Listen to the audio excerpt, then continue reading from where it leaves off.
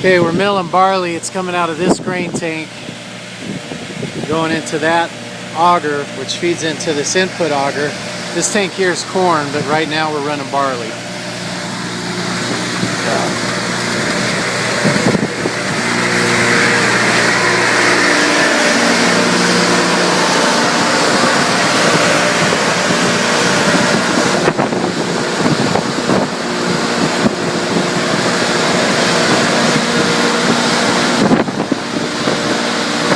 Barley gets milled in this hammer mill.